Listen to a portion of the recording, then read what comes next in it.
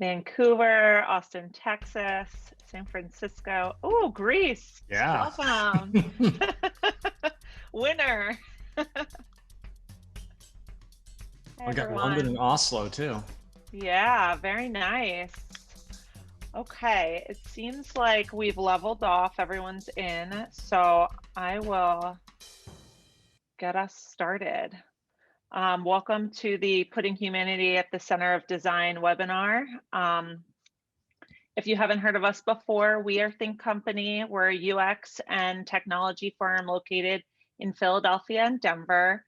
We help our clients achieve their business goals by improving digital experiences for their customers and employees. In the current environment, we've seen how digital experiences are so important for business continuity. We help our clients create world-class digital experiences. So if you're involved in helping your organization build or improve something with that goal in mind, we'd love to chat. You can find our contact information at thinkcompany.com or use the URL on the screen to get in touch. Okay, we are really excited for our conversation with Michael O'Brien today about putting humanity at the center of design. Michael is an expert practitioner and budding researcher in the fields of community development, organizational culture, and human well-being. He is the director of learning at the Village of Arts and Humanities and an innovation fellow at Drexel University's Lindy Institute for Urban Innovation. Michael is the founder of Humanature, a consultancy working with nonprofits, businesses, and government agencies to transform how they understand and support human development and interaction and performance. So I'm going to pass things off to Dave Thomas for the conversation with Michael. Dave serves as our content strategy advocate at Think Company. He's also the author of Design for Cognitive Bias from a Book Apart and is the creator and host of the Cognitive Bias podcast. Okay, Dave. Hey, welcome everybody. Thank you for coming. Mike, thanks so much for joining us today. Thank you for having me. So Mike, you and I have lots of interesting conversations. I always enjoy talking to you. And 2020 has given us so much to talk about.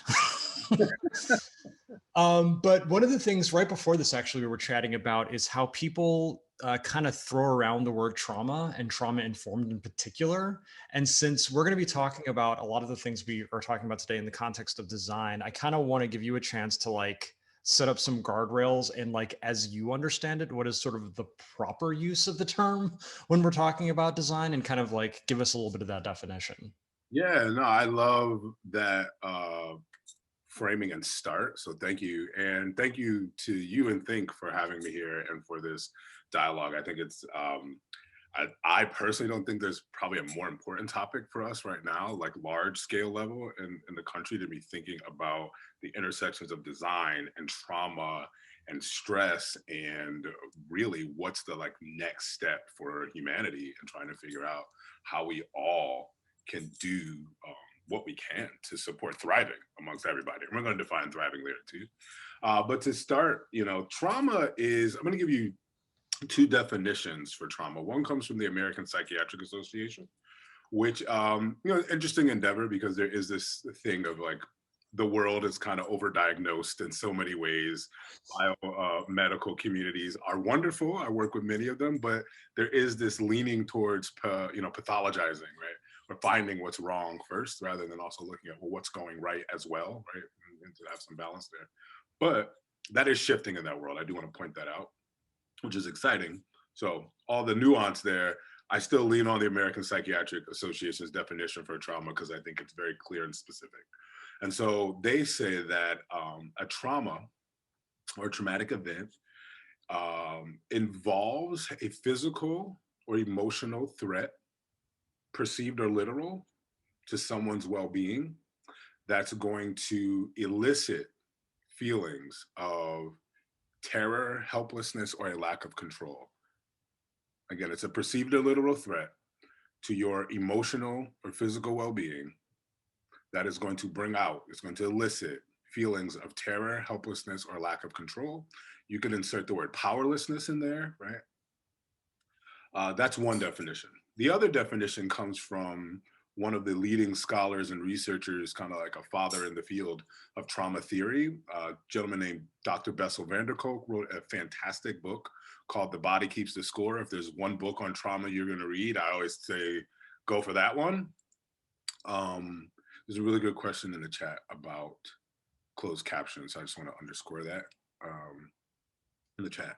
But yeah, Bessel van der Kolk's book is fantastic for anyone that's interested in like one book on the subject, if that's all the space you have for it.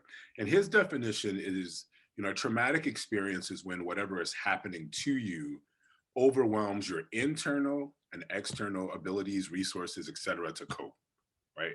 You cannot cope with what is happening to you with internal resources or any kind of external resources, right? I like to use those two definitions for trauma because they're simple, they're easy to remember, and they give you some parameters and some parameters and some guardrails around assessing your own life experience for trauma, particularly in the context of things that you might not have considered traumatic based on the popular connotation of what trauma is or isn't, and also the overusage of the word, right? We'll be in traffic about, oh, this is traumatic, right? And it's like, well, could be if, you know, let's take, for example, some context.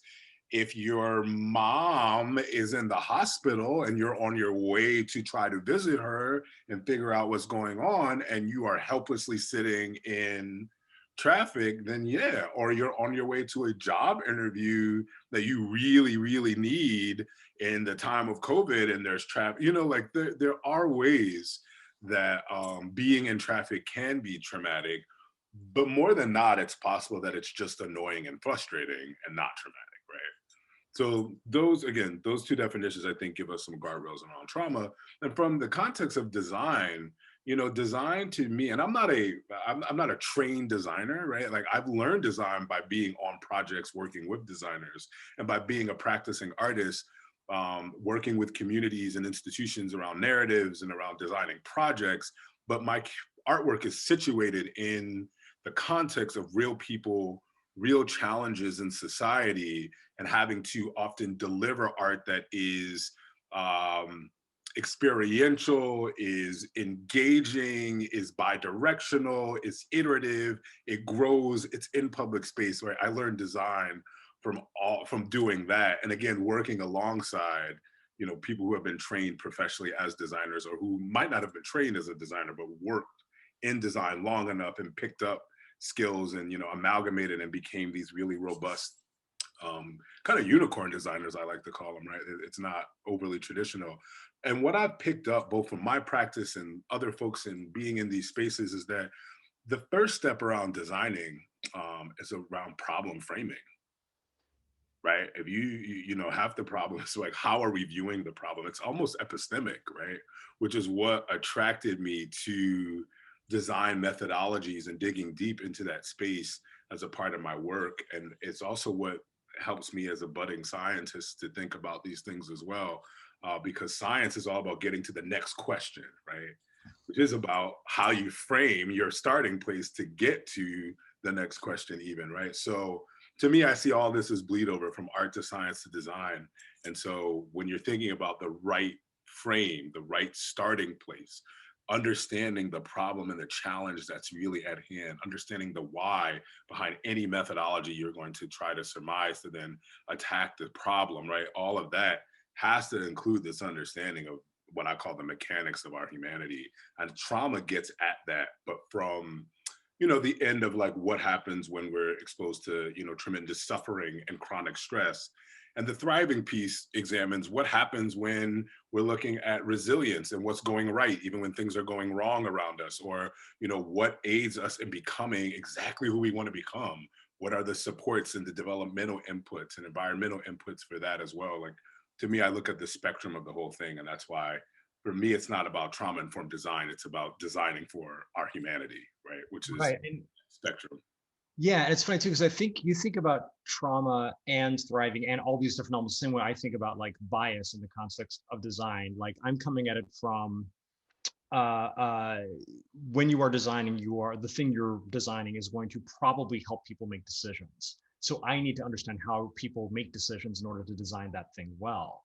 And from your perspective, it's like about framing the problem, and you can't frame the problem without an understanding of all the human dimensions, one of which is trauma, right? And but here are all these others. I want to stay with the trauma definition for a second, though, because one of the things that you said that I think is really important to understand there is perceived threat, right? So it could be real or perceived, and basically interchangeably, because in the case of the person experiencing the trauma, if it is perceived, it is real, right? But what's interesting to me about that is it makes it a very subjective, personal definition, rather than something I can just sort of like put you on a scale and measure. Oh yeah, you've got it.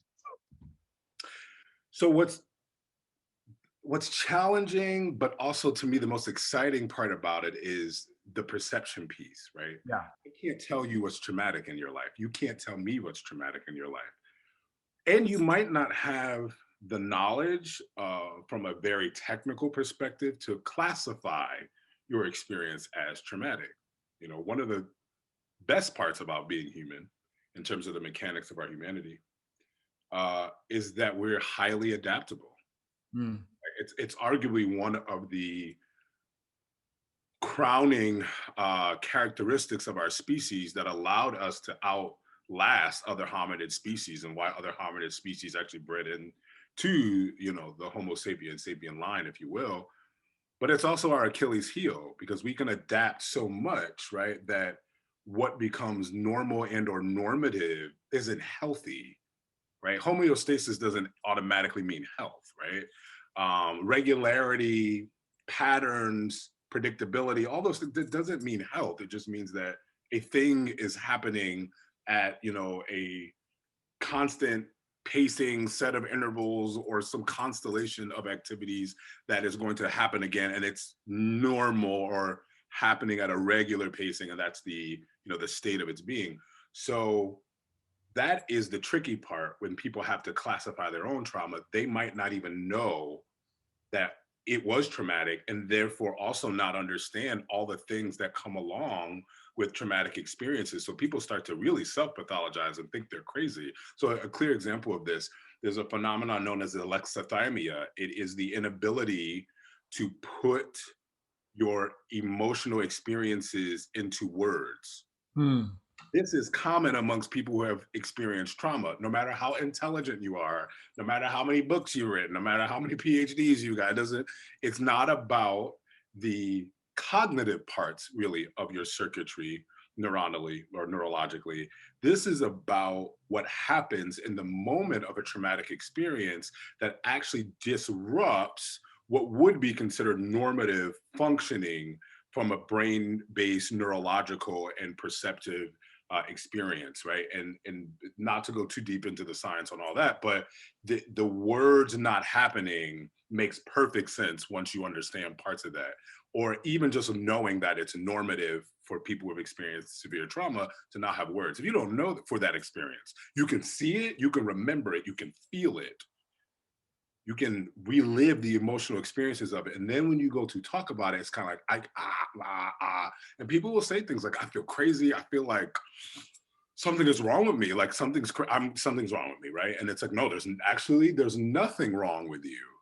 The truth of the matter is what's happening to you is exactly what typically happens to other people, but you don't know that, right? And so that can start a whole thing up here. So I think it's important we learn these things because we have to normalize, right, certain kinds of responses and experiences that human beings have to really what should be considered abnormal situations. The problem is that these statistics are showing to us that people are experiencing these things way too much. It is not a part of the human condition to experience trauma at the levels that we have it, and chronic stressors at the level that we have it, though they are normative in terms of like, well, how many people are experiencing X and Y.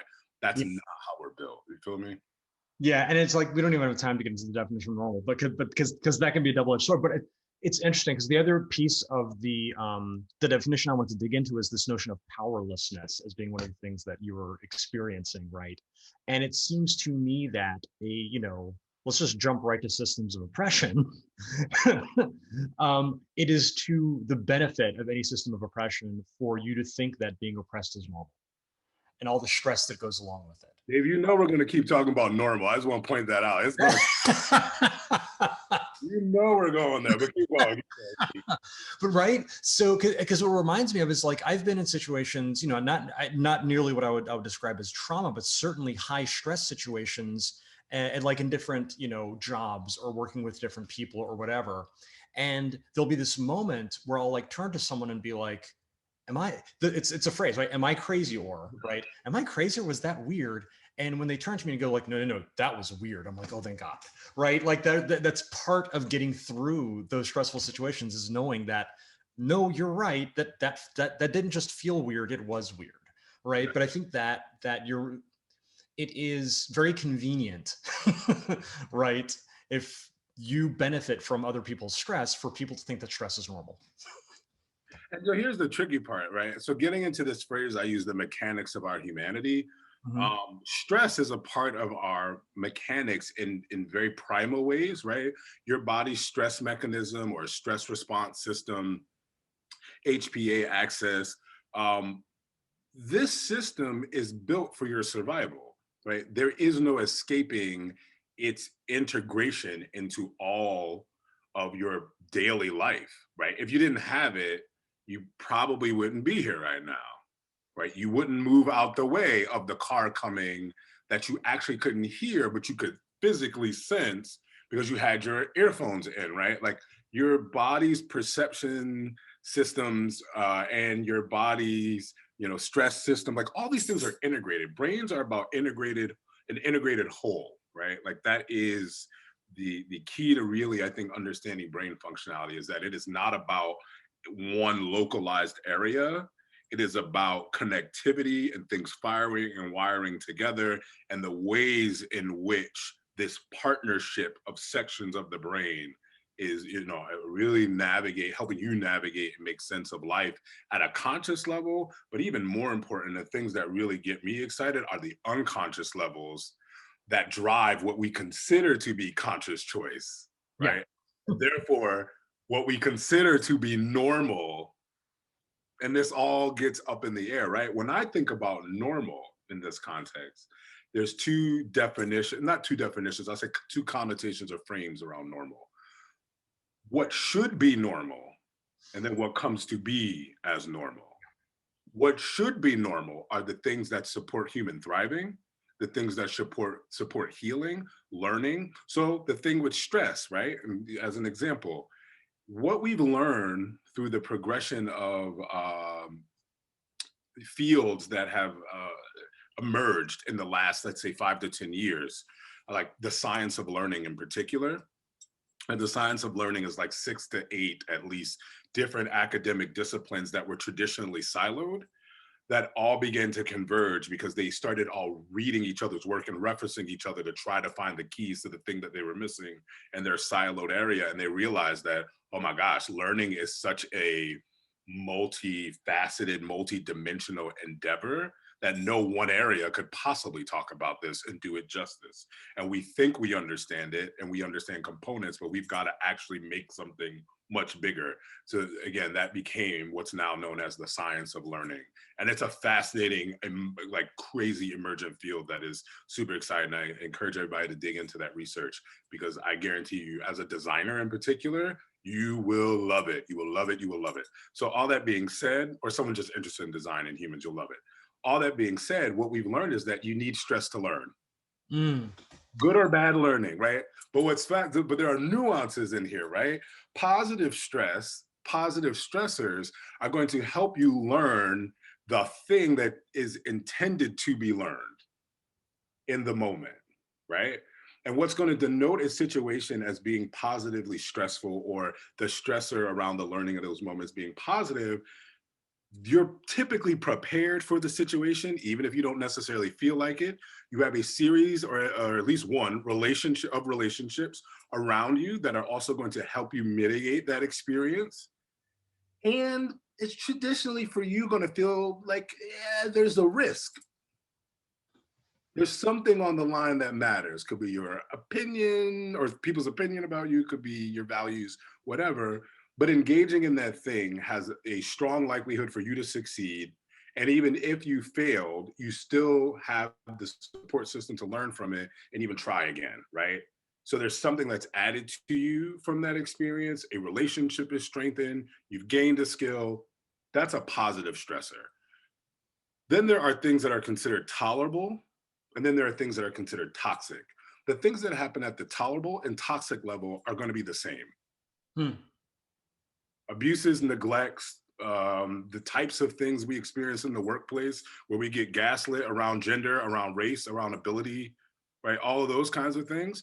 Now, what's going to denote the difference, even losing a pet qualifies, right?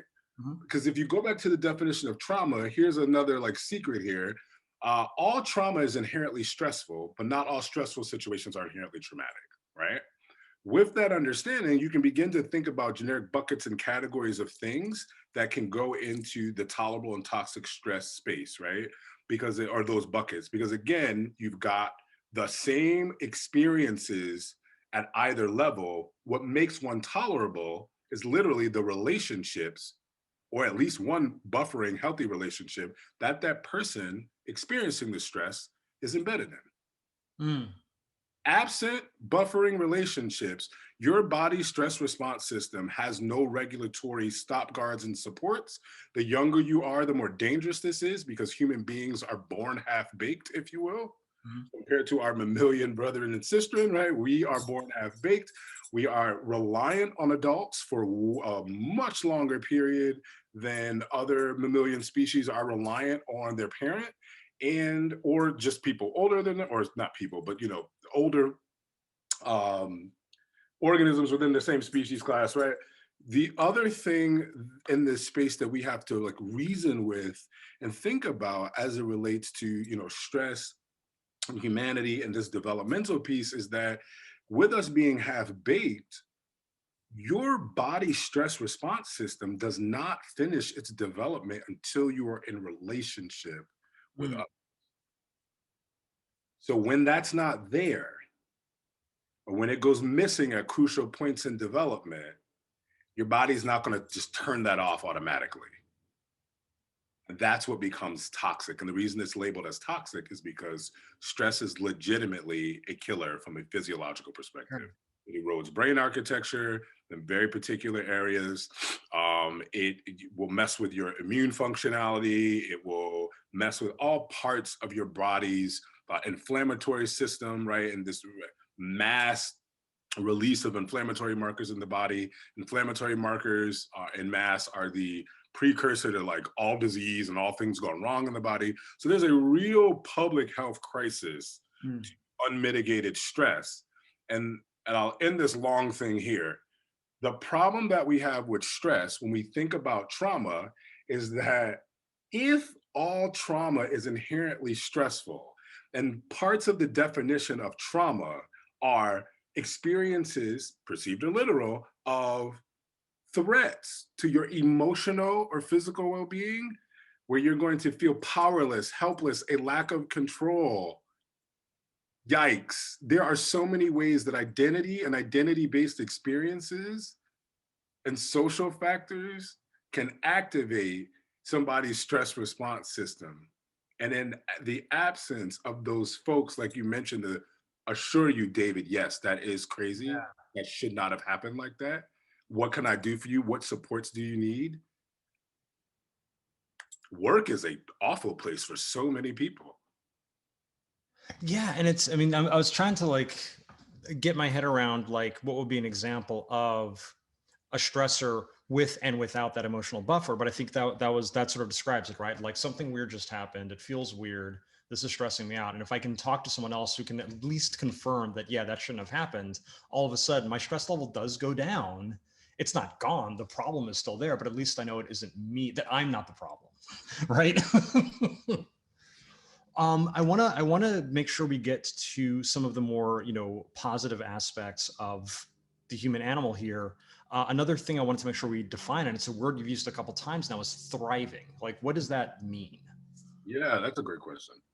So Thriving is essentially what we can think of as an individual experiencing a positive sense of development, getting better at things, succeeding at mastering things. I mean, it is about you functioning and doing what it is that you're hoping to do or accomplish or be involved in at the levels at which you are getting great return for it. And then you're able to do something with it that's pushing you towards your well-being and your health.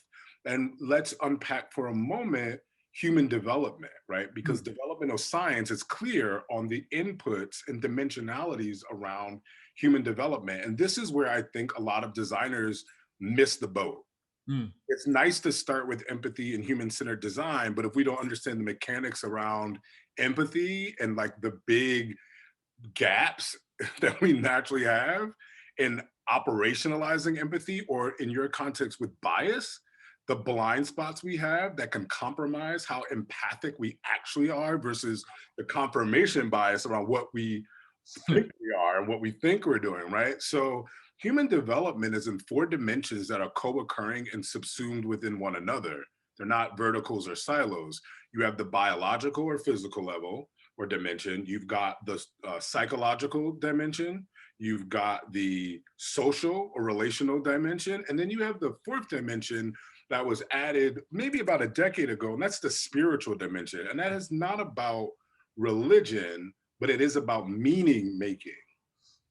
Larger concepts and things that we've got to wrestle with, tensions we've got to sit in, the fact that multiple truths can exist in the same space at the same time. There's no bigger spiritual question for us to answer or meaning to make out of life than the fact that life and death are completely out of our control.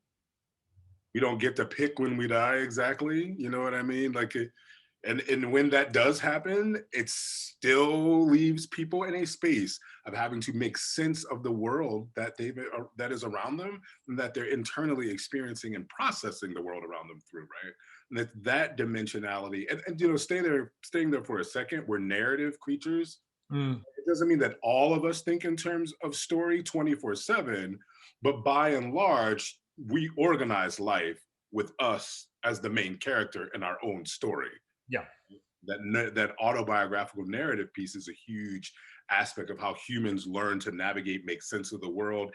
And then really in terms of survival, we don't think about it like this, but in terms of survival, the ability to predict and manage expectations comes from the way in which your story has played out and the sense you've made from that. And you use that to do something that I call, and I'm doing some writing on this and happy to share it with people over time if you want to humor me, psychosocial wayfinding, right? And as designers, people understand wayfinding from the end. I use grocery stores as an example, right? I'm going to loop this back to thriving and well-being. When you walk into a grocery store, you walk in expecting to walk into produce, hot foods, maybe the flowers are around, right? But you don't expect to walk into the meat section. Yeah. Imagine how disoriented you would be if you walked into a grocery store anywhere and you walked into the meat section. Even if you're talking and not paying attention, your body would unconsciously register it before your conscious mind did and pull you into this moment. And you'd be like, oh, look, where are we? Is this right? Because your sense of wayfinding that you've been routinized to, that has become normalized for you, is immediately thrown off, right? We are wayfinding all the time, and designers help us do it, right? On the flip side, I swear, Aldi, I love that. Thank you. On the flip side, I submit to people that when you walk into any space, a family situation, workspaces, a job interview, dealing with a client, you are doing a type of psychosocial wayfinding that looks at those 4 categories of human development, particularly in a conscious space and even unconscious, the psychological, social, and meaning-making dimensions. Your body and your brain and your psychological self are trying to make sense of the space, of the hierarchy in the space, of the relational identity-based connectivities and experiences that are in that space.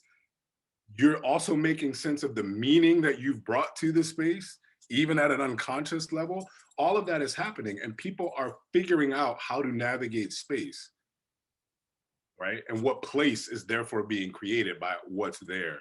So to thrive, we've got to think about that. How have we designed the space that people are walking into, knowing that there's no magic threshold theory? People don't cross thresholds and divorce themselves from all their stressors in the world. Yeah. They don't divorce themselves from these identities, and they're going to figure it out, whether they want to or not.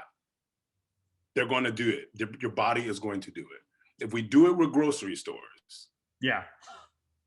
and that doesn't matter that much. Don't get me wrong. We need to eat and all of that. That does matter. But to the things that emotionally matter to us, how much more deeply, again, at unconscious levels even, Yeah. are trying to find our way. Well, it's interesting what you say about that, because if we think about like the design of meeting people and that kind of psychosocial wayfinding we do when we meet someone for the first time, what's one of the most common questions we ask when we first meet someone, in America anyway, is what do you do? Right? And it's this way. And by the way, like other countries think it's really gross that that's what we ask people when we first meet them. But in a way, it's a way to establish hierarchy. I'm trying to figure out what is my relationship to you, right? If you tell me, oh, I work at Apple, all of a sudden I'm like, oh, I am in awe of you, right? Or you say like, well, I'm between jobs. I'm like, okay, sure, whatever, buddy, right? Like, but there's all this hierarchy positioning that you're doing with yourself to that person, which is probably why other countries find this gross, based on what you do for a living, right? There's all this classicism that's suddenly coming into it. And there's all this wayfinding your mind did, assuming you're sighted, like when you looked at the person, you evaluated, again, unconsciously, or were they well groomed, what did they, and all the stuff. If they start speaking, do they, how are they speaking? Do they have an accent? Like all these things are happening at the same time, but it's your wayfinding around what is my relationship to this person, or what should it be, right? Do I want something from them? Like all of that. I mean, and it's why, honestly, like I've come to hate mingling and hate networking because all of that turned up to 11. And when I meet people, I try to resist the temptation to ask what they do and go to my default, which is, so what have you been thinking about lately? Which is it's a weird way to open a conversation with the way it's kind of like putting meat at the entrance, right? Given how we've been socialized, but from a like values standpoint, it feels so much better for me because frankly, I'm much more interested in what you've been thinking about lately than whether you work at a fancy company. Yeah. And it's interesting too, right? Because what you're getting at is some debiasing tricks, right? The idea of breaking frames, right? So speculative design is like this to me, or critical design, right? Like this, how do we get people to not to break the routine or routinized fashion in which we continue moving along a pace of our humanity that actually invisibly to many of us dehumanizes other people and often dehumanizes ourselves, right? And then we want to do things like, let's be human-centered. It's like, how can you be human-centered when dehumanization is the default of how we have navigated and constructed the world and learned how to maneuver it? And starting with empathy is not going to put humans back at the center. It's just going to mean like, I guess I'm kind of curious about how you emotionally experience a thing. It does not do anything to change the frame, right? And so starting with a different question is a great way to just, right? Just get nudging people in a different direction, right? I love that, right? It's a simple, sometimes we just need simple heuristics that can move things in a way that just start a series of outcomes that start to lead toward the more unpredictable. Now, the trick is when you start doing things that lead toward the more unpredictable, you're playing around with people's expectation management, which means they could get a little like, and it's okay, right? Like it's more than fine, but just it's something to be aware of, right? Oh yeah, totally. That's that's part of the fun too. So another term you just used that I want to make sure we define before we start getting deeper into this question of putting humanity at the center is dehumanization. Yeah. What does that mean, and why do we need to be paying attention to that? That's a really great question. So a traditional definition of dehumanization is when you deny people the attributes and qualities of being human. I like to go a little further than that and say that dehumanization is a collection of frameworks, viewpoints, processes, narratives, activities that accost, right, or ignore the dimensions of human development, Mm. ultimately depriving an individual or group of human qualities or attributes, right? And this is where implicit and explicit bias get to run amok, right? This is where the heuristics we have to go like, black man, tall, hoodie, dark road, whoa, so much danger. That's where that happens, right? But this is about how we've all been socialized and inherited, again, a list of things that I mentioned, like narratives, Mm-hmm. like activities, processes, frameworks. And so what it does is it distorts how we view another person in terms of what needs are there, right? And so when thinking about, and this is, yeah, again, the tricky thing with human-centered design starting with empathy, nothing wrong with that, but there are just so many blind spots to how we can enter that space and conversation and the framing when we don't understand the breadth of the multidimensionality of needs that a human has to get towards thriving, well-being, healing, or growth, right? Yeah, and it sounds like you're starting to answer this question already, but I'll just go ahead and ask it explicitly. So, given all of those definitions, what does it mean to actually, not as a moniker or a brand, right, of human-centered design or whatever, but no, what does it mean if you actually do put humanity at the center of design? What does that actually look like? Yeah, I love it because I think what it does is it means, one, we have to invest more time in our design processes, right? Mm. One of the things that we have to recognize is that there are larger systems that we exist in, like capitalism, that were not built for human well-being. Mm. That was not the goal. No one sat down and said, how do we construct an economic system that promotes human well-being at the same time that we're promoting, the accumulation of capital? That was not what was set up. If it was, the idea of regulations in the space of like environment or standards wouldn't even be an argument. We would not allow people's drinking water to have sludge running through it all the time that is notoriously giving them all kinds of physical ailments and diseases, right? Like it just would, like the idea of that even being controversial wouldn't be a thing, right?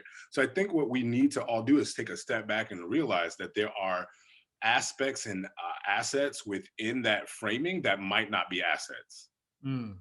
right? They just might be normal. So expedience, we got to move at this pace. It's got to move this way. It'd be great to bring the community in more, but we can't possibly do that because we don't have time. Well, that's railroading someone's humanity. Yeah.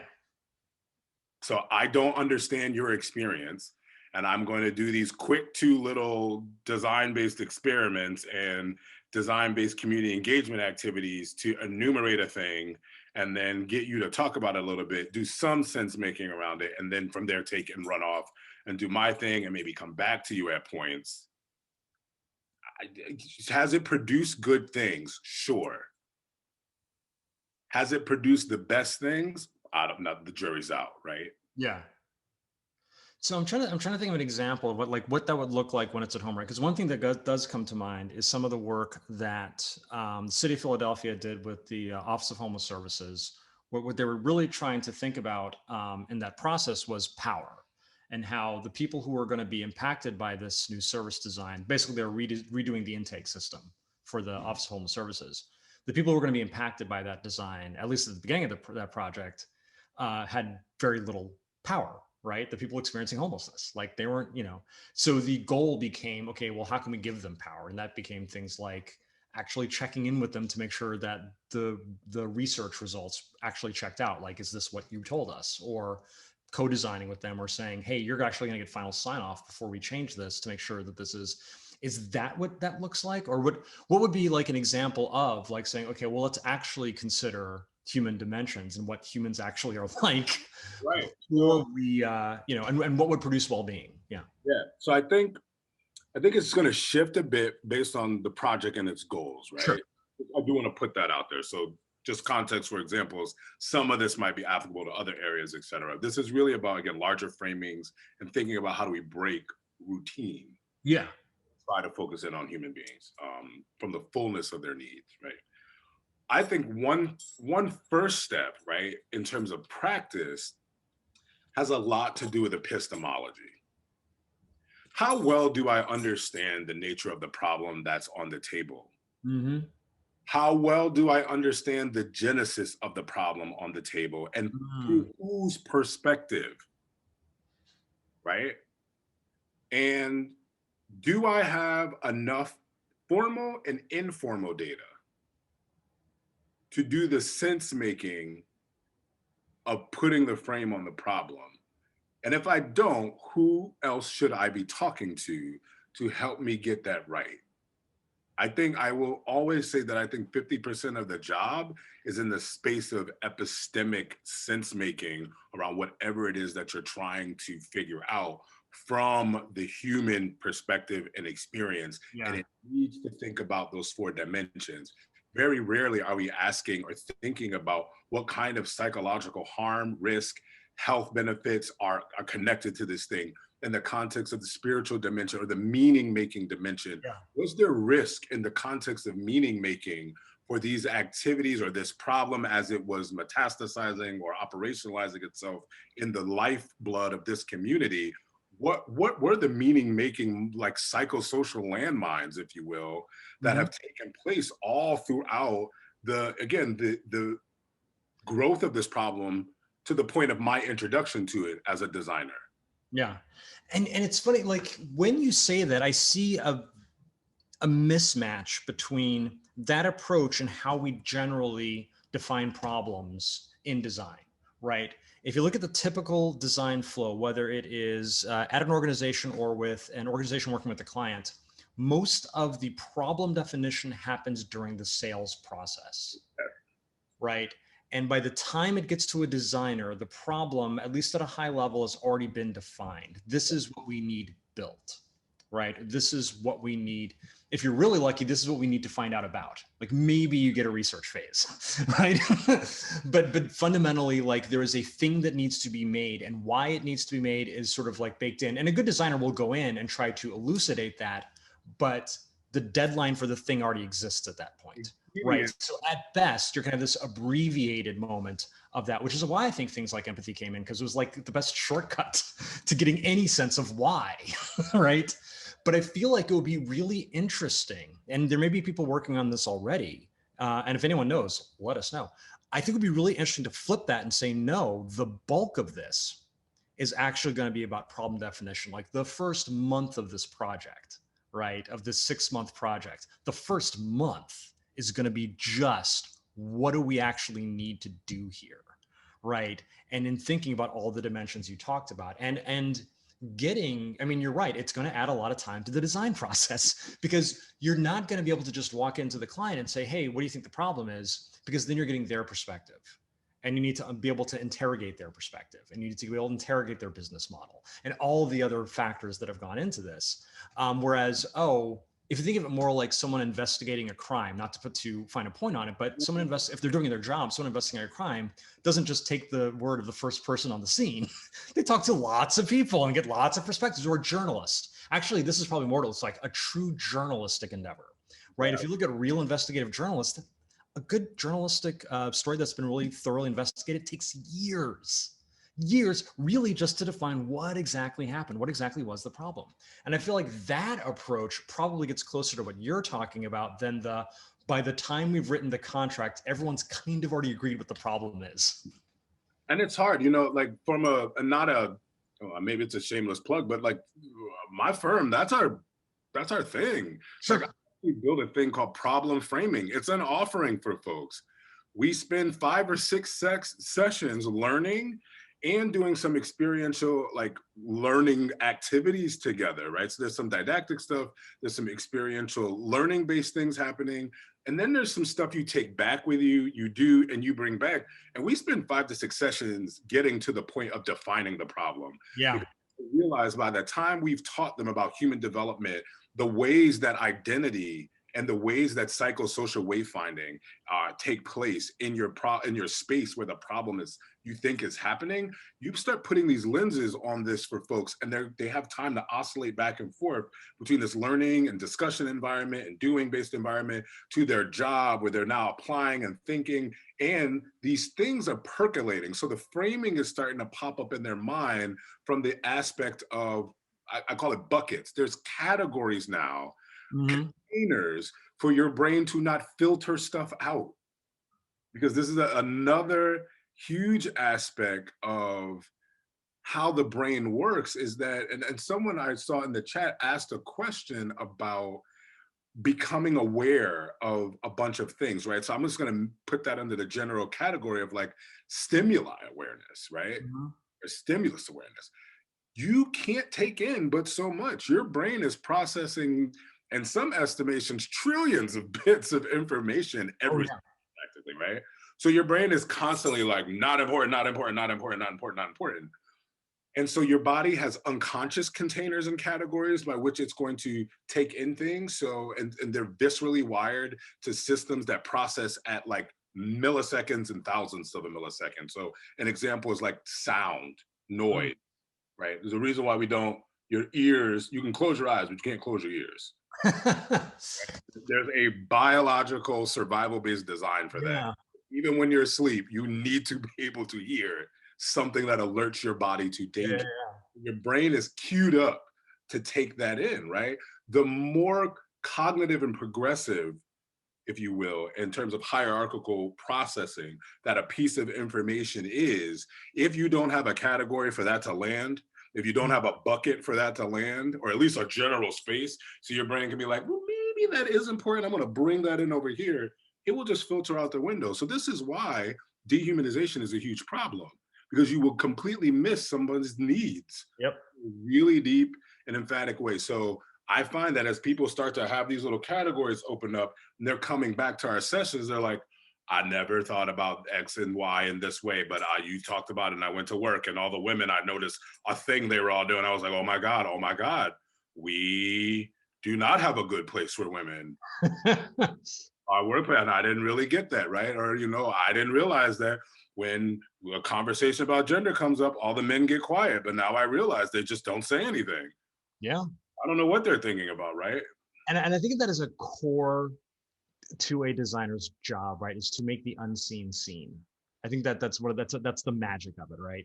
I'm gonna give Rachel a heads up. We're gonna go to questions in just a sec, but there's one thing I promised on Twitter we'd talk about, so I want to make sure we talk about it, which is this idea, and I think it's related to the dehumanization, the empathy, the trap.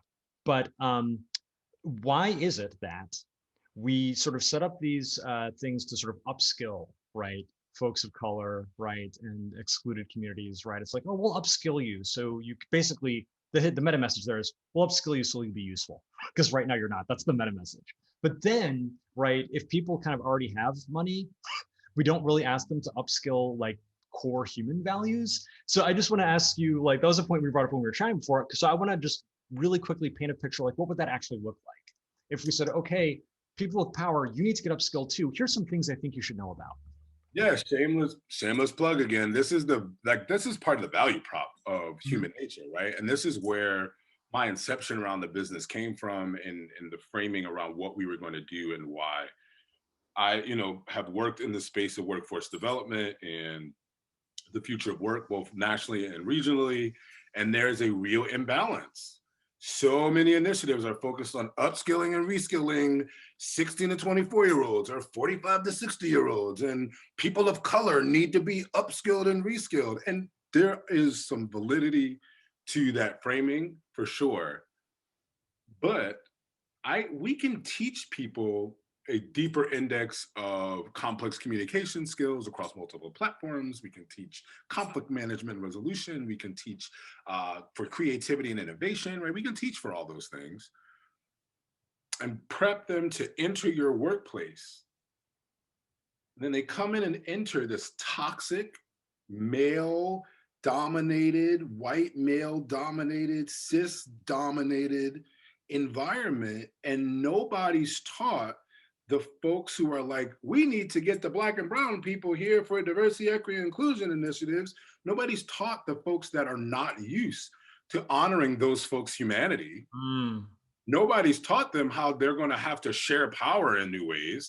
No one's taught them what that's going to feel like emotionally and psychologically, and how they're going to have to learn to listen in new ways. These are not ideas, these are skills that one has to practice and develop to sit in that space together. And now collectively, both sides are coming together to create the next, it's a leveling up for everybody, the next iteration of what I call shared humanity. Mm.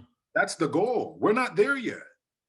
And it can't happen without making sure that organizational culture is getting the change management process that it needs, and that the leadership is going through its own upskilling and reskilling around very much so these same skill sets that we're talking about for the other group, just pointed at something different. Yeah. Pointed at the organizational culture. It's pointed at the change management process. It's pointing at widening the opportunity. Oh, you wish there was an applause feature. That's very kind. Widening the opportunity, thriving, right? So that's what this is about. That's the value prop, and that's the positionality that my org takes in the context of the research, in context of the work, and in context of like the thoughts that we're trying to just seed into the world. I think that's really powerful. And the phrase you said that just really stuck with me and made me laugh, frankly, was like, nobody's taught them how to share power. And that's going to come as a big shock, right? You've never had to share power before. It's like, there's a whole bunch of America, whole bunch of the world, the whole bunch of America, it's become very clear in 2020, never learned how to share. Like, there's a phrase that's very gendered, but it's something along the lines of, your mama didn't raise you right. Like, learning how to share is something you're supposed to learn when you're a kid, right? But it's clear that for a very large number of people, that just didn't stick. That's why it amuses me, because it's supposed to be like this basic core thing. So I want to make sure we get to questions. Looks like we've got a lot of great questions here. Rachel, I'll let you start finding those for us. Yeah, hey, okay. I'm just going to dive right in because we have a bunch of really great questions. I'm going to start with Beth, so I will unmute you and let you read your question aloud. My question was, what are your thoughts about designing for a group that has experienced trauma together?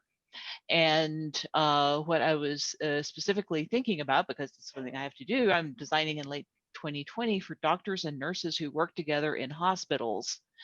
And they are, and I'm designing a thing, not a person, not a social system. And so I don't want the thing that I put out there to get over its skis and be, trite or condescending.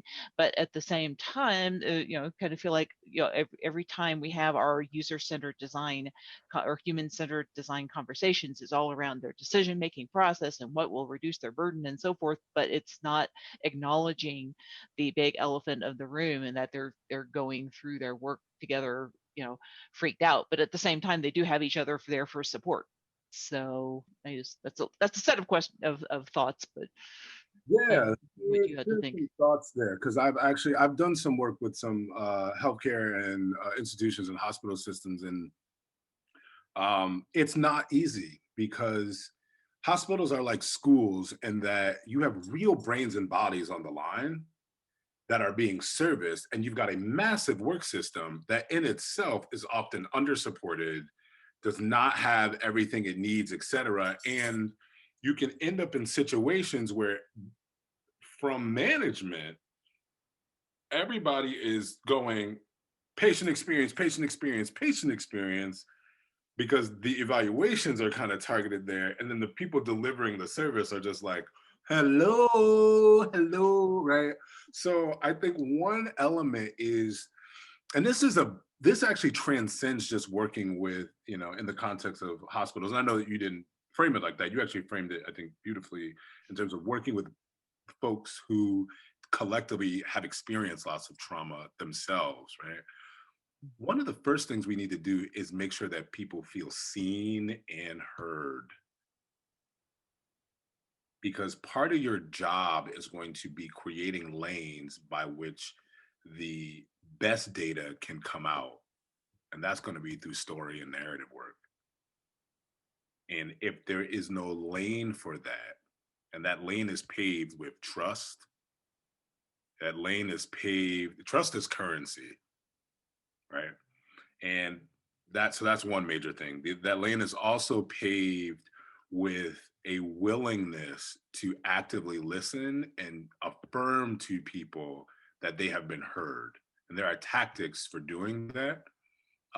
People who are sociopathic can master those and still not practice empathy, right? Like and I point these things out because I don't always know that we know who's around us and what's happening. So just food for thought here, everybody. But those kinds of things are going to signal to the people experiencing those traumas that this is not a place of repeated powerlessness. Because one of the most disempowering things you can go through is any kind of design activity for the 5th and 6th and 8th time with another set of consultants, where it's like, oh, here we go again. What other doohickey they're gonna stick around us and put on the wall that I got a ding bad every time I hear the word, sad in the workplace. Like, the people, that's not what they want, right? So the more they can be heard up front, I actually think it provides you more space for insight. Because I think the most courageous thing for a consultant to do is to have to challenge the check, if you will, I call it, right? And that's, hey, hiring folks, I know you hired me to do X and Y, but look at this data I've collected. This is a waste. This will not do anything. And I think you will erode again, I go back to psychosocial or relational infrastructure of your department, which really is about then eroding your patient's experience and therefore their healthcare and their health. And that's not anyone's thing here. So I'm willing to work, but I think we need to spend some time finding the right tool and intervention. And it's going to be found first by doing more of this upfront and sense making on what exactly the problem is for them in this area that you've defined, because maybe you haven't defined it well. That's just an example, kind of playing it all through and even thinking through like what happens when what you've got exposes that the trauma piece for them is so heavy that what we're trying to make the thing that they're supposed to use, it just might not be the thing that's needed. Because I have been in those situations too. Hopefully that's helpful. It is. Thank you. Cool. Okay, we're going to move on to Thea. Hi, yes, hello. As soon as I found out that I had to actually verbally speak my question, my heart rate shoots up to 120. How are you? How are you? I'm good. This has been such an amazing dialogue to get to sit in on, so I really appreciate both of you for having this conversation for all of us to listen in on. Something that I've been thinking about a lot is just how monumental the responsibility of a researcher and a designer starts to feel when you frame it in this way. And it really should. I mean, it really should be escalated. I really believe that, to understanding the level of impact that our work can have. But at the same time, I guess I'm wondering, how can we balance that understanding of the level of importance of what we do, or the level of potential impact of what we do, with still kind of trying to create a working environment where it feels psychologically safe to take risks and to fail. I think one thing that can be so traumatic for doctors, as someone whose significant other is a healthcare worker, is the life and death nature of the work that they do, and is the level of importance or the level of impact of the work that they do. So just wondering if you can speak to that a little bit. Yeah, I just want to make sure I heard you properly. Are you speaking from the end of designers or from the end of the doctor, right? Because I do think they might be two different things. Or are you thinking about how do you balance the nature of a workplace to have to get things accomplished with the reality that work is not just about getting things accomplished, given the fact that we're all humans and coming to work together. Is that? I think it's closer to the second one, but I think also, I don't know, to me, like some of what I feel like I'm hearing is also like, I guess, is it, or like, should it be, maybe I'm just framing this completely wrong, but I guess it's like, should we get to a place where we're feeling like failure is not an option in the work that we do? And like, what's the potential impact of that on the people trying to do the design work? Gotcha. So a couple of thoughts in response. Those are a lot of good thoughts and good questions, and I'm going to try to synthesize some of it. The first is that, you know, the hard part is the gravity piece of like, oh my God, this is a lot, and there's a lot on our shoulders. I think that's just true of all human beings, right? Every relationship actually matters. People remember how you made them feel more than they remember facts. People vote based on emotion, right? Like, I mean, there's a lot of interesting things that are wrapped up in the fact that at our biological bare minimum, we are social organisms. Our social nature and relationships and interactions are forever intertwined with our biology, and therefore our psychology, and therefore our cognitive function and our emotional function. Like, none of these things are silos or verticals that never touch. They're concentric circles subsumed one within the other, and they're bidirectional in terms of their influence. And so by virtue of being a human being, by virtue of being in relationship, it all is that important, and it does matter that much. I think from, again, I go back to epistemic justice as a concept, or this idea of epistemology, right? Which is, how do we know what we know? What is knowledge? What data gets to back up what knowledge? Who gets to codify those things? Who gets to say what's what? Like, we have a lot of inherited constructs that actually do not befit and are not appropriate for what we understand about the science of human development, the science of trauma, the science of well-being, the science of suffering.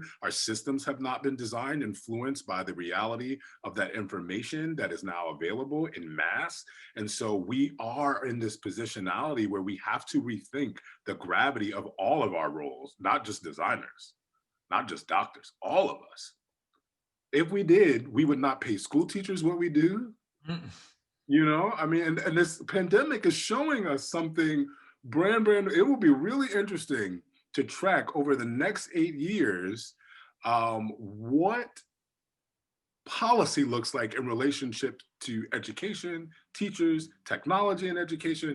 I'm really interested for what we do afterwards and what transpires. But it's because we've had this visceral wake-up call that, like, oh, okay, teachers are clearly not just teaching all day. Like, parents, I'm sure, are having these visceral moments of like, oh, this is what you deal with all day, right? This part has nothing to do with teaching. I love my kid and I want to strangle my kid right now. And I okay, got it, right? And like, we kind of all knew that, but this experience, there's nothing like a touch point to bring to life these principles and ideas that we kind of know in the back of our mind, and they become much more visceral. Right. So that's a long-winded way of explaining that the reality is catching up, right, with our consciousness, if you will, of the moment, right? Or I'll say this, and I use objective directly here, the objective nature of our shared humanity and the developmental inputs for well-being, and therefore the weight of responsibility on all of us because we are in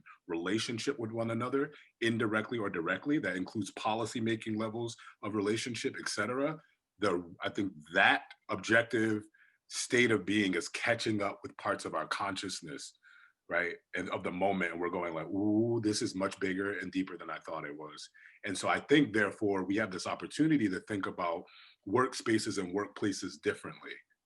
What's it like for the workplace to now attend to those 4-dimensional inputs around well-being, or just those 4-dimensional inputs around development, and then think about them in terms of objectives toward well-being, right? Towards thriving. Because at the end of the day, there's more than enough data out there to show how stressed workers are not doing well. They're driving productivity down, they're driving profit down. I mean, in the billions. there's an issue of presenteeism, not even just absenteeism, but presenteeism being employees in the workplace, and employers are losing on average 12 to 15 hours worth of good work out of an employee. This is where the phenomenon of the 20-hour work week, like in Germany and Australia, started as experiments and then caught like wildfire, because they realized once you got people down to 20 to 30 hours worth of work in a week, they were much more productive. Go figure, right? So there's a lot here that we're still sense making around, but it is happening. So the idea of failure not being an option, failure is always an option. Failure is a part of learning. In fact, like, so I come from an arts background. You fail a lot in art to get to the point of success. And then you have to reimagine your relationship to time from a linear fashion. Was it failing prior to the quote unquote success, or was it learning? That's up for your narrative interpretation, right? And so I go err on the side of the narrative that pushes you forward, then erring on the side of the one that keeps you in cycles of shame and not feeling good about yourself, right? Because you're not going to perform well if you feel like a total loser, right? So I think that it's not about there's no failure or option for failure. I think if there is an option for failure that we're going to refuse, it's this. We refuse to fail to help people thrive. We refuse, right, to fail in supporting holistic well-being and development. I think those are some of the kind of absolutes in terms of failures that we can go not doing that. Yeah, and I just want to add one thing to that real quick in terms of that weight of responsibility, because I write about this a lot. And the other thing I hope you can take comfort in is that, yes, we now know design, and as Mike said, all these other occupations, is a bigger job than you think it is. It's a harder job than you think it is. But the good news is that you are not alone, right? Design has actually been wrestling with this stuff for a very long time. I had a coworker named JT Coble who kind of like educated me on like the history of like Bauhaus and sort of coming out of the war, this notion that design was actually supposed to save the world. You want to talk about a big, shoes to fill, right? But design has been engaging with the human problem since there's been design.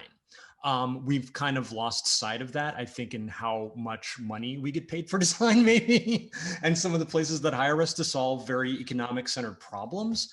But at the end of the day, that whole notion of the things we make affect lives, therefore, we have a responsibility to affect those lives, as Mike said, in a way that encourages thriving, encourages well-being. But the good news is there is a long history of people who've been wrestling with this, and there's a very, and I would say, growing community of people who are very concerned about this. And we're going to send up a follow-up email. I'm going to include some resources that can connect you to some of those communities. But yeah, take comfort in the fact that you are not the only one who is saddled with the urgency of design. Good point. Great point. Yeah, that's a great point. Okay, I'm going to read the next question out loud. It was anonymous. How do you think designers can better advocate for human-centered design education on their teams or even in their educational curriculums?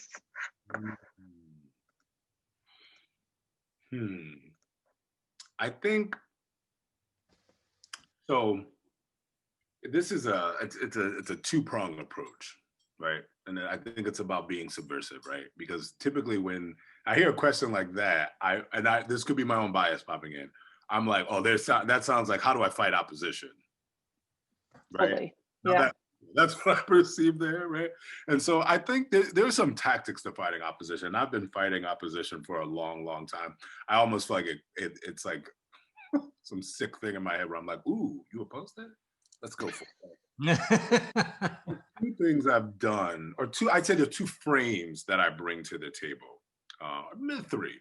One is, and I didn't realize this, but from a sales perspective, right? I'm learning about sales, having a business, really, that's why, otherwise I would not learn about sales. But someone told me once, like, you're really good at sales, but you just don't know it. And I was like, wow, they're like, because you do the with them thing. And I was like, what's with them?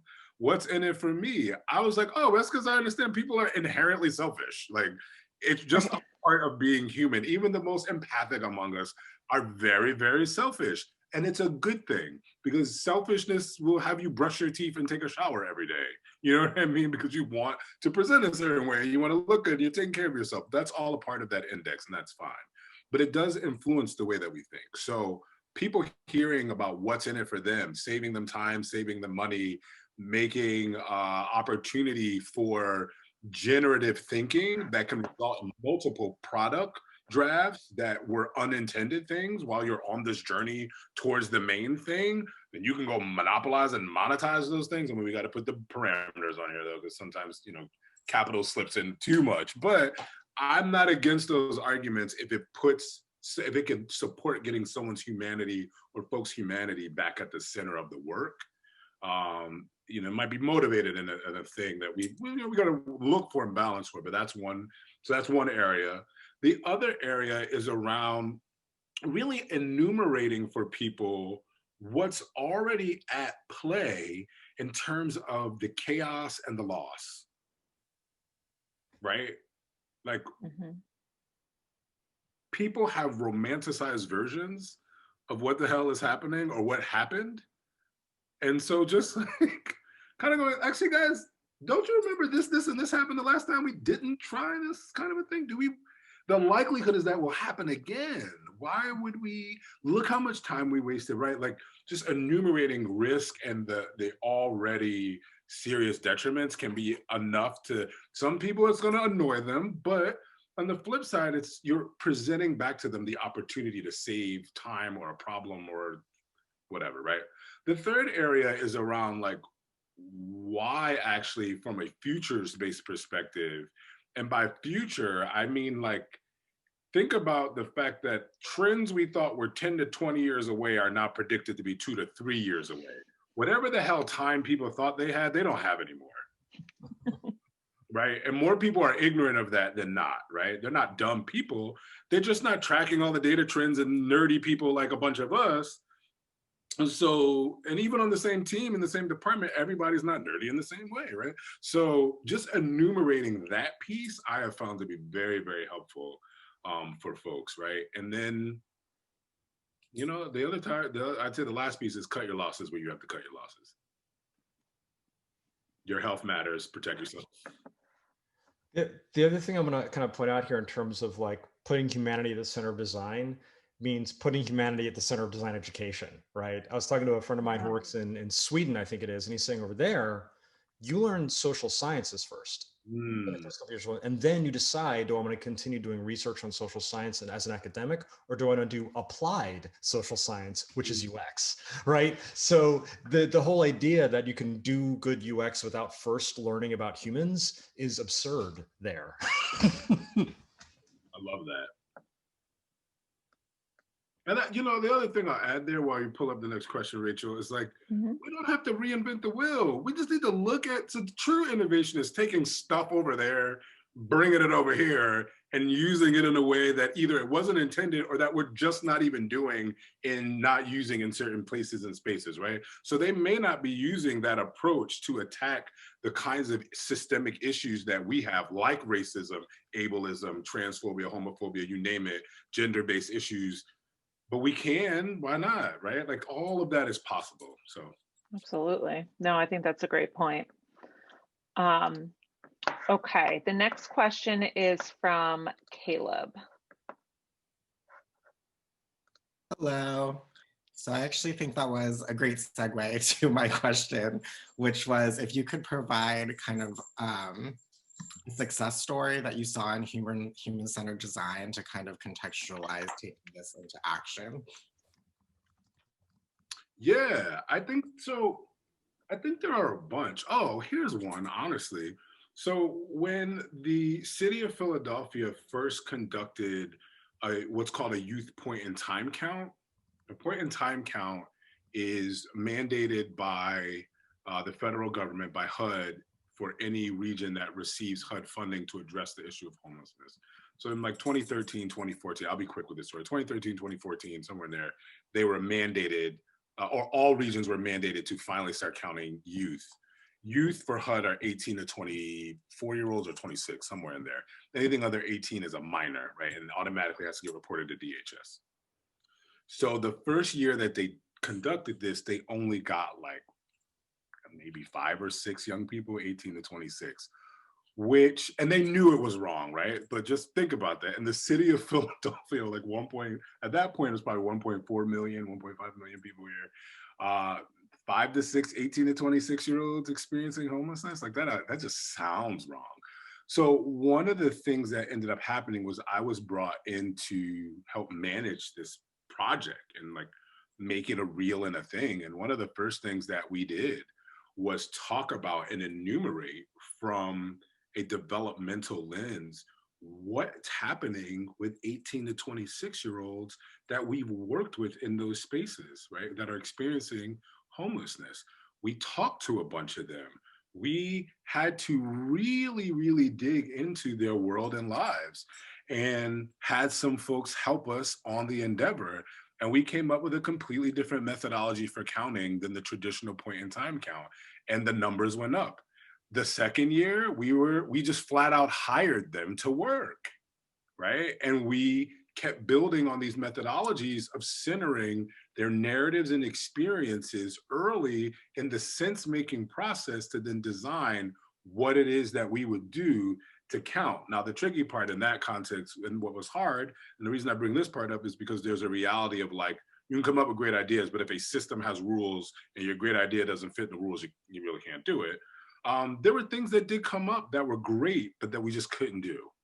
So we had to keep oscillating back and forth between design a great thing, figure out if it's possible, it's not possible, right? And then we were like, okay, maybe that's wasting time. So why don't we look at the constraints, pull them forward, and design with the constraints in mind in real time with the young people, blah, blah, blah. It was fun, it was crazy, it was heartbreaking, but the numbers went up again, right? And then from there, they hired a professional firm, a research firm that came in to take over the whole process, because it was just a group of us at that time doing it together. And we're like, yo, the adult side has Project Home as an org.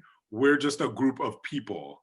Right? We need X and Y, but we were able to get money in. We were able to build a brand and logo around the initiative with the young people involved every step of the way. I mean, it was a fascinating process to watch grow. And we handed it off happily after, because it was like we just needed to get it started, get it done well, you know, in terms of like a good effort, and also make sure that the young people were centered in the process because they knew where each other were at. And people who work the field, we know too, but they know the spots that we don't know. But there was no way to do that without, in terms of like thinking about things like harm, right? And then going back to development, what are the potential psychological or social harms by trying to include people who are experiencing homelessness without paying them? Yeah. Right? Like, so a lot of this is about asking questions and using constructs and categories that we might talk about, like harms or risk or you know, opportunities, whatever, and using those human developmental dimensions to process those constructs through and just try to generate questions that have you keep looking at these problems from multiple angles and engaging people in real time with those questions, with those thoughts. In some cases, even teaching them these frameworks and then having them reflect, right? And get the narrative, get the stories out to better understand the narrative space, right? And stories are about people and places and things. Specific timelines tend to be kind of linear. Narratives are larger. Stories support larger narratives, right? Mm-hmm. And so in these kinds of the narratives are like the American dream is a narrative. And then we've got stories that back that thing up, right? About specific people, challenges, desires, thoughts, whatever. So we needed to figure out some narratives that were in this space, get the stories to back that up, to help with the sense making around, again, what were the opportunities from a social and from a psychological end for people to invest in their well-being? How do we think about harms, right? The whole nine. Hopefully that's helpful as an example of how we use those frames to help guide us in a very emergent process where you have a short period of time. Yeah, thank you so much. No problem.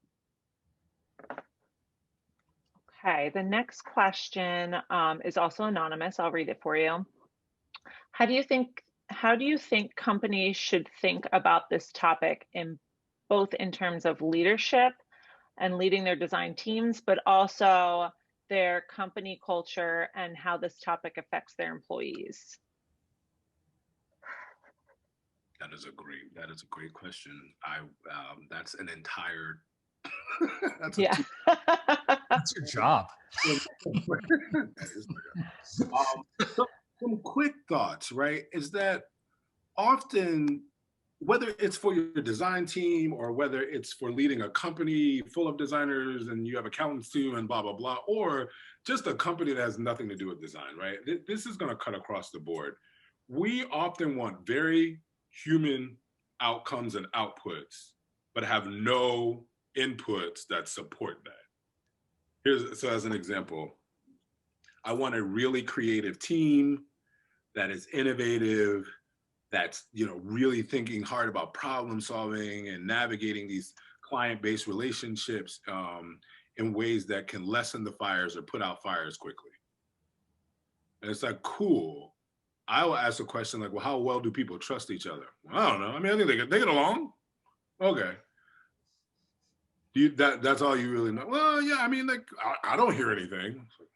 Okay, cool, right? It's like, there is no such thing as creativity and innovation without trust, right? Let's go to the rules of improv, right? Because this is where sometimes I feel like we have sequestered spaces of knowledge that, when we think about the rules of play, exist in multiple areas, or should, right, exist in multiple areas and applies to multiple things, but we don't bring that stuff over.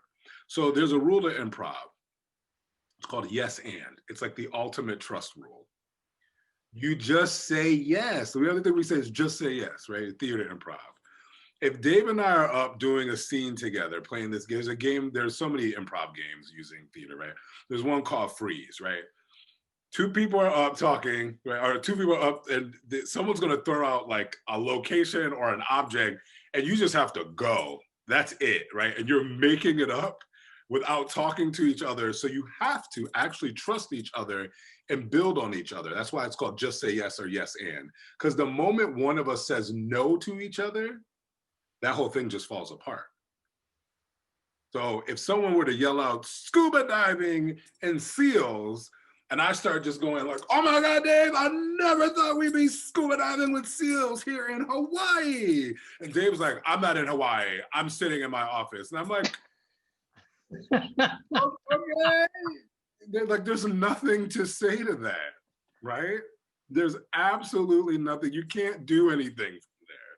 And if I keep trying and Dave's like, I don't care, right? It's just not, there's nowhere to build. But the moment Dave goes, oh my God, I'm backstroking with a seal, I've extended to him, he's taken my hand, or we're laying bricks together, and I can now add the third brick. If I can't get that third brick on there, we don't have anything happening. There's no creativity, there's a stop, emergency brakes, like it just smatters the whole thing. And now I don't trust Dave. And now instead of trying to just build with Dave, I'm trying to save Dave. I'm trying to save the moment. And now we're not being creative. I'm in emergency mode and I'm not being creative. And on top of that, I can't rely on him as a partner, right? That's an example of like the way that trust works in the context of creativity and problem solving. At a really basic level where the stakes are very low. We're just playing a theater game in the room. And if you get a no there like that, in terms of trying to build with one another, it just shuts everything down. Let's transfer that to the boardroom where we're all trying to ideate together and everybody feels like the manager is just always shoving people down with a no, but the manager's in front of everybody with their whiteboard and their pointer and their marker, and everybody's looking at them like, I'm not saying shh. It's the same thing, right? So everybody's got to realize that if you want these human-based outcomes like creative thinking and problem solving, you got to have the prerequisite inputs for that. You got to build trust amongst your staff. You got to help them flex their creative muscle, because that's the other thing. You can have all that trust, but if people don't know how to brainstorm, if they don't know how to play, if they don't have that inner child out, they're not going to come up with good ideas. You'll spend all this time coming up with ideas and they'll just be real regular and boring. and be thinking Totally. that money exists, right? So that's just one example of like a larger concept around like what could people do and linking it to like why it matters. Yeah, I mean, I think it's a great example of leadership, like bringing their team in if you want to create creativity and unity there. Okay, I think we have time for one more question. So I'm going to go to Jessica. And Jessica, it looks like you might be signed in a couple of times. So I'm going to try to let you chat or try to open up your mic. And if it doesn't work, I will read it out loud. Okay, I'm going to read your question for you, Jessica. So often we're working with higher ups in the business that only care about their business problems and not necessarily the problems that the customers are facing. What methods or techniques or lessons have you got about trying to get these higher ups to focus more on the customer or the user problem rather than just the business driven one? Yeah, I make them the same thing. Like, it's interesting that often people think that to achieve their business outcomes means they can't possibly achieve the human ones or the human-centered ones. And I just think that's such a faulty premise. Now, on the flip side, what we run into is whether or not this matches with that need for expedience, as an example that I talked about earlier, right? And don't get me wrong, time is money at the same time. So there's a bit of give and take here. We've got to find the sweet spot in the middle. But the first thing is I go back to that idea of what's in it for me. What's actually in it for the org to invest in those ideas, right? To invest in that time period. And then again, I'm being hired, so what are my leave behinds, right? Like I also try to make it kind of sexy for them of like, you're not just hiring me as a consultant, you're really hiring me as a thinker and designer on your behalf. And I try to make it kind of lucrative in that we'll work with you to get some deliverables connected to this thing that you can use post my engagement with you, right? So that you're not just left with like, well, that was a good experience, but you have a thing that you can repeat a process with and keep refining for yourselves and iterating on, right? And so even internally, if you think about entrepreneurship as a thing, that's possible, right? And that's a sell to your boss of like, listen, we keep circling the wagon on this thing. I know it's about money, but like, we'll save time if we just do it this way, right? Or we'll save X and Y. So a couple of examples in that area, I've helped people reimagine and redesign how employees go from having an idea to submitting it to leadership to it being like ratified, if you will, right? Because that process wasn't well codified for this org I was working with. Employees were getting real mad about it. Like it just was seeding so many issues and things. And I realized by talking to everybody, getting these stories in and talking to leadership, that they thought if they had a formalized process that was very democratic, it would just take up too much time. And what I was able to do is reflect back to them, do you see how much time you're losing by all this other stuff that's being caused that most of you can't even link back as to being seated in this like interpersonal chaos that just comes from people misunderstanding a thing, right? So once they were like, oh, okay, didn't do that, didn't know that, right? And to Dave's point, this is about visualizing the invisible stuff, right? There's just so much stuff that's invisible. And I got to shout out my business partner who's on the call, Rob, because Rob taught me for clients to visualize the invisible work. So all this stuff that they just assume is like happening with magic elves. You're like, no, there's no elves. So all that being said, when we investigated that process and mapped a couple of ways that it existed at that time, it was then easier for them to go, oh, okay, this is kind of our fault.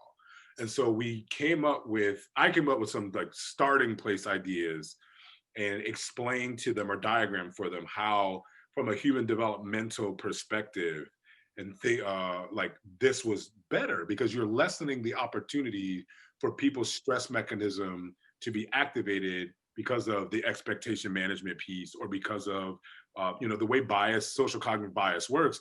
When you have blanks, you fill in the holes with what you know and have experience. And if those things are not necessarily true, but it's what you know, so if it's leadership hates us, they never want to talk to us, and blah, blah, blah, if your paper just gets missed because there's not a particular place for that paper idea thing to land, you're going to fall and they never listen to us, versus like they had a crappy process and somebody put that paper in the copy basket by mistake because they didn't know what it was, right? So that's an example of like clearing up stuff like that and getting leadership to buy into a more human-centered process. And that was an internalized process, or internal process to the word. Yeah, I think that's such a great process. That's a good example, because so many companies have that exact same scenario that they're working through and spend countless hours talking about the problem and never really solving it. Yes. Okay.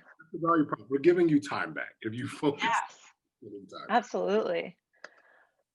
Well, Michael, thank you so much. We're right at a little past 4:30. So just to wrap up for everyone on the call, we'll send up a follow have with the recording of this webinar and links to all the things that were referenced today. We'll also be asking for your feedback, and have all of our webinars posted on YouTube if anyone's interested in looking at some that have already passed. And thank you all for attending. It was a really great conversation. Thank you, Michael. It was really great to engage with you and hear all of your thoughts on this topic. Thank you for having me. Take care, everybody. Thank you for coming. Thank you for your kind words.